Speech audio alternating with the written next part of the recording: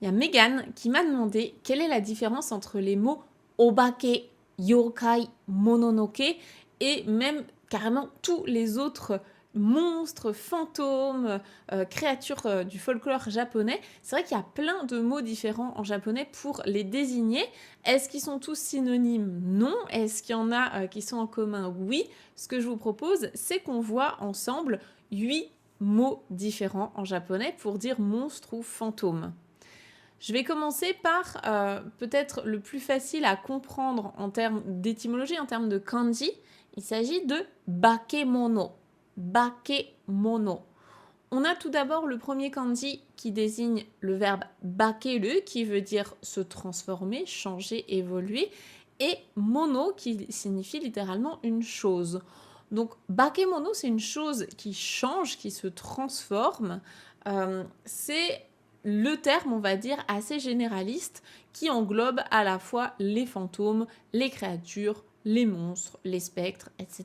Un petit peu toutes ces créatures du folklore. Il y a également un petit synonyme à ça que vous connaissez probablement, c'est le terme obake. Bakemono, obake, on a la même racine en commun du verbe bakeru, se transformer, se changer. Les obake, c'est pareil, en fait, ça va englober pour les Japonais un petit peu tout ça, tout ce qui est monstres, fantômes, créatures, etc.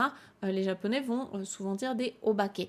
Le terme obake, c'est celui que vous allez retrouver en japonais pour parler des trains fantômes ou des maisons fantômes dans les parcs d'attractions. Et donc, quand on part de ces deux termes généralistes, eh bien, en dessous, il va y avoir plein de petites catégories et c'est là que ça devient un petit peu plus intéressant parce qu'on va pouvoir les classer. Alors, je ne vais pas tous les faire parce qu'il y en a vraiment énormément et je ne suis pas non plus une spécialiste de tout ce folklore-là, mais dans les grandes lignes et dans les mots que vous pourriez rencontrer notamment dans des animés, eh bien, je vous propose de voir déjà en sous-catégorie, il va y avoir les kaibutsu. Kaibutsu. Les kaibutsu, ce sont les monstres, c'est ce qu'on va traduire par monstres en français, et il y a également les kaiju. Donc les kaiju, ça va être des monstres aussi, mais plutôt avec une apparence plus animale.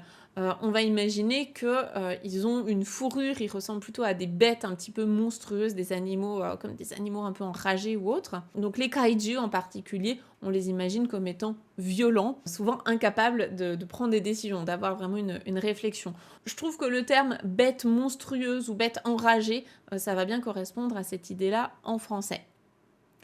Je pense que kaibutsu et kaiju, vous avez des références peut-être de mangas, d'animés qui vous viennent en tête quand on évoque ces mots-là. D'ailleurs, si vous en avez et que vous voulez les partager, n'hésitez pas, comme ça fait vraiment connaître dans la communauté et puis ça peut permettre aussi de raccrocher des exemples à ces mots-là. Donc bakemono, obake, kaibutsu, kaiju pour les 4 premiers. Et donc si vous avez des références qui s'y réfèrent, eh bien partagez-les. Et comme autre mot, celui que je voudrais aussi vous présenter, c'est le mot yurei. Alors yurei, je pense que vous en avez déjà entendu parler. Ce mot-là, c'est vraiment celui qui va désigner la manifestation d'un esprit d'une personne qui est décédée.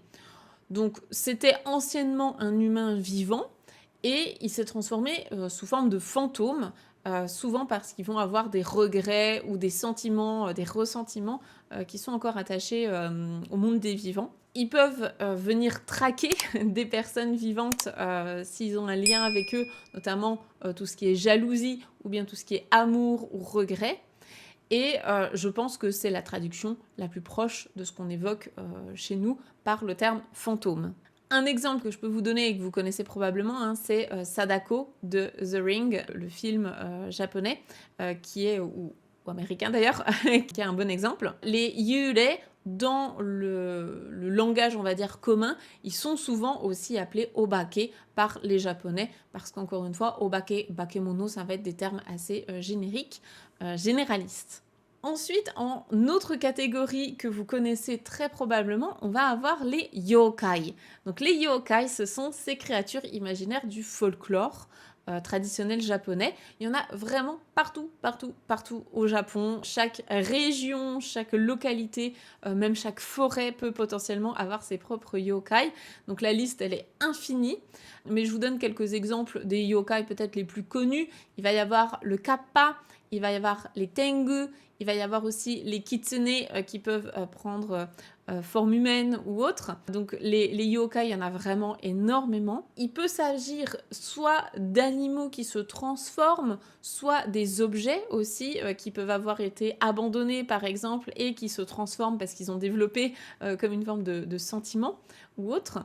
Donc ça peut être lié soit à la nature, soit aussi au sentiment d'abandon, de rancune.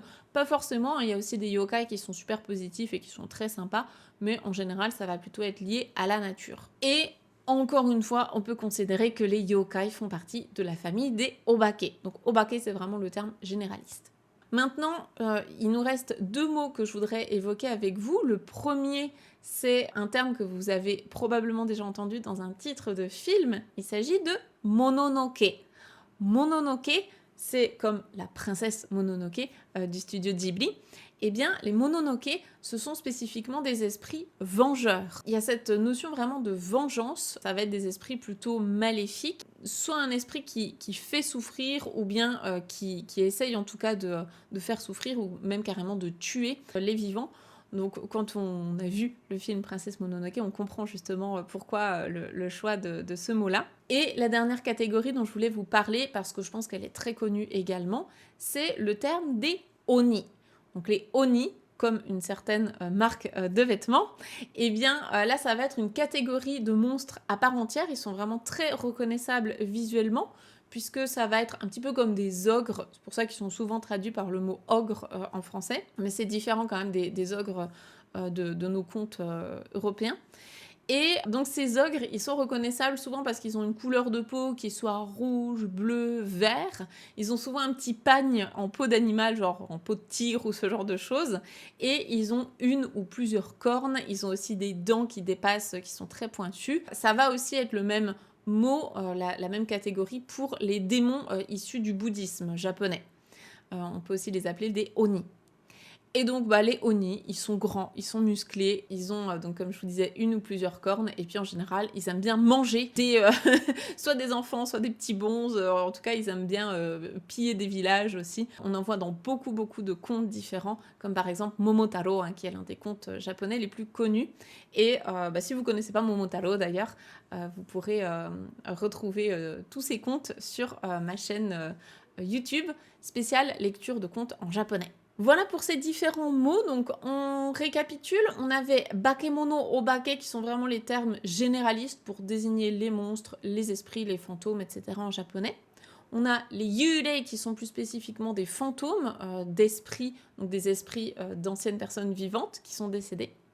Les yokai qui sont toutes ces petites créatures du folklore qui peuvent être soit gentilles, soit pas très sympathiques, il y a un petit peu de tout. Mononoke, donc les esprits plutôt vengeurs, et les oni, les ogres. Et puis on avait parlé aussi de 2 termes spécifiques, les kaibutsu et les kaiju, plutôt pour les bêtes vraiment monstrueuses, type animal un petit peu enragé. Il y a plein de bouquins différents bien sûr pour développer un petit peu tout ça. Moi je peux vous renvoyer vers ces 2-là, qui sont des livres que j'ai achetés il y a peut-être quasiment 10 ans. Je me rappelle, je les avais achetés à l'aéroport de Haneda à Tokyo, parce que j'avais beaucoup de temps avant mon avion et donc je voulais trouver de quoi m'occuper. Donc ceux-là, ils étaient vendus au Japon, ils sont en anglais. Et donc ils évoquent dedans différents yokai, donc d'un côté les yokai et de l'autre côté les yurei. Je crois qu'entre-temps ils ont été traduits en français, il me semble que je les ai déjà vus dans des librairies en France. Sinon, si jamais vous avez d'autres références, eh bien n'hésitez pas à les partager. C'est toujours sympa d'avoir eh bien justement d'autres références qui peuvent être sympas et qui peuvent aider la communauté. Et puis moi aussi j'aime bien en apprendre plus. Donc voilà pour ces différents mots, j'espère que vous aurez appris des nouvelles choses. Vous pouvez aussi me partager, je suis curieuse, partagez-moi peut-être votre yokai préféré. Il y en a plein, il y en a qui sont super mignons, il y en a qui sont rigolos. Comme ça, j'irai faire des recherches dessus.